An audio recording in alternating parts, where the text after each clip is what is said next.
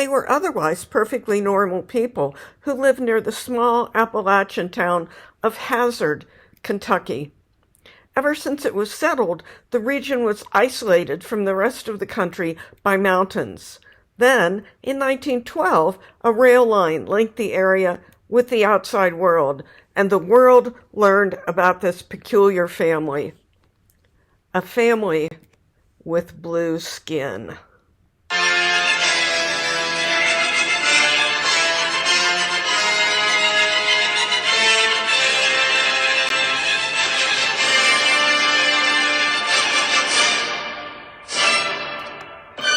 Hi, I'm Tamworth Grice.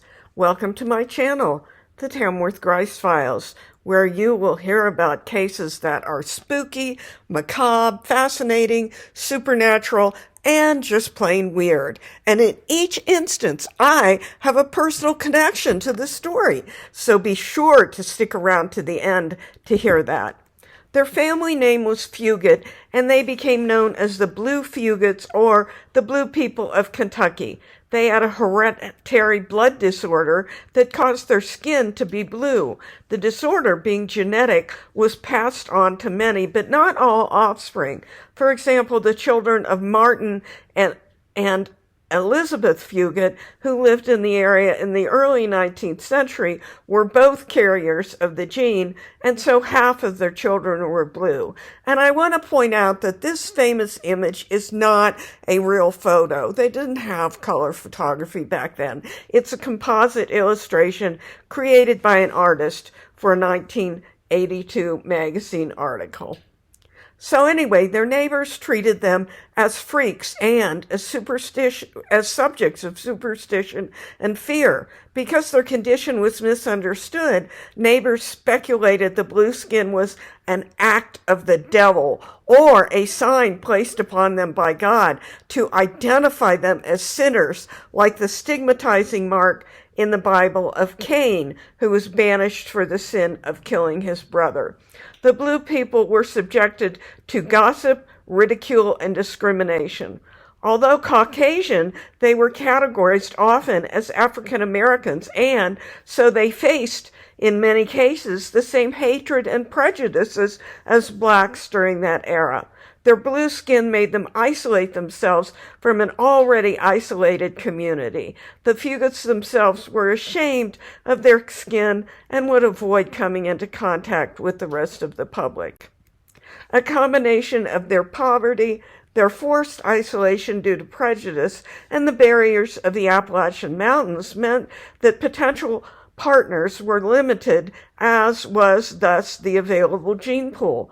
The Fugates therefore married their cousins, and in one case, a man married his aunt. This inbreeding meant that more and more descendants were born with blue skin. But in spite of this disorder, they were generally healthy, and the bluest of the family, Luna Stacy, lived into her late 70s, which was considered extremely old at the time.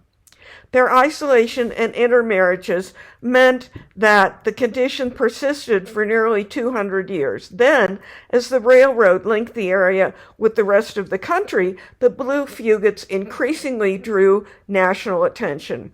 In the 1950s, a public health doctor investigated the case and determined that the blue skin was caused by an oxygen deficiency in the blood. He treated family members with injections of a blue liquid that at the time was also used for cyanide poisoning, urinary tract infections, and malaria.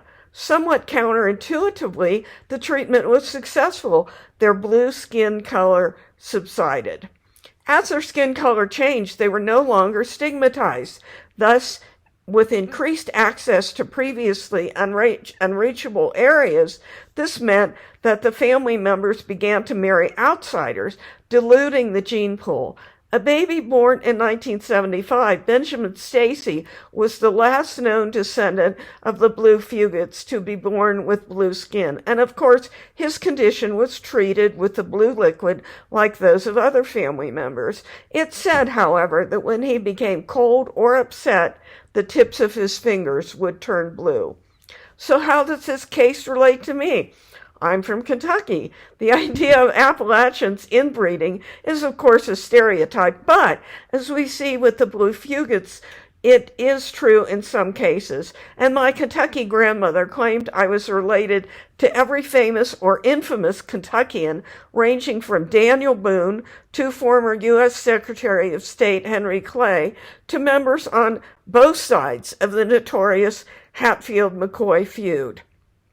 In fact, when the mailman would come, she'd call me to the door saying, "This is so-and-so, your fourth cousin 3 times removed," or something like that. So, of course, she claimed we were also related to the Blue Fugates.